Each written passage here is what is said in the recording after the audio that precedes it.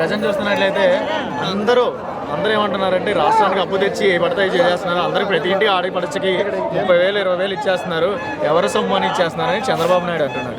దీని గురించి మీరు ఏం చెప్తారు?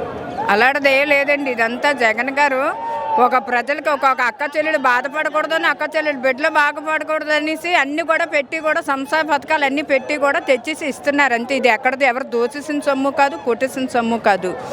కుక్కల్లాగే మాట్లాడతాయి అంతే. ఇప్పుడు మీరు ఇంత ఎండలో మీరు ఎక్కడి నుంచి వచ్చారమ్మా?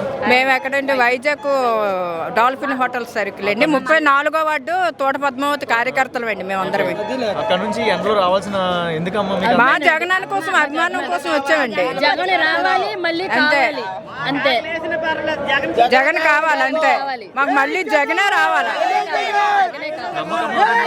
నమ్మకం అభిమానం రెండు కూడానండి. గతంలో టీడీపీ గవర్నమెంట్ అభివృద్ధి పరంగా బాగుందా? జగన్ గవర్నమెంట్ అంతా బాగుంది మొత్తం. సొంత చెల్లెలే శర్మిల వేరే పార్టీలో జాయిన్ అయ్యింది, దీని గురించి ఏం చెప్తారు? అవన్నీనండి. ఆవిడని పెట్టుకొని ఒక ఇంట్లో శత్రువులు అంటారు కదా, ఇంట్లో వాళ్ళు పెట్టుకొని అంత శత్రుత్వం ఇలా చేస్తున్నారు మొత్తం. కానీ ఎక్కడొచ్చినా సరే అంతా కూడా జగనే వస్తారు.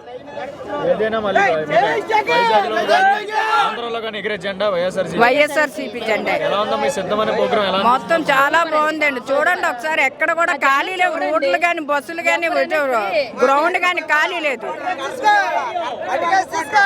చూడండి, అభిమానం అండి, జగన్ అంటే అభిమానం. అభిమానంతో వస్తున్నారు.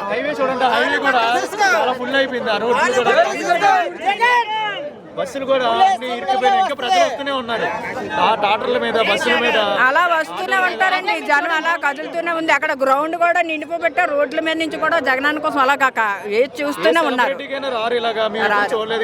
ఇంతమంది వస్తారని ఒక్క జగనానికి వస్తారండి, ఒక్క జగనానికి వస్తారు. అంత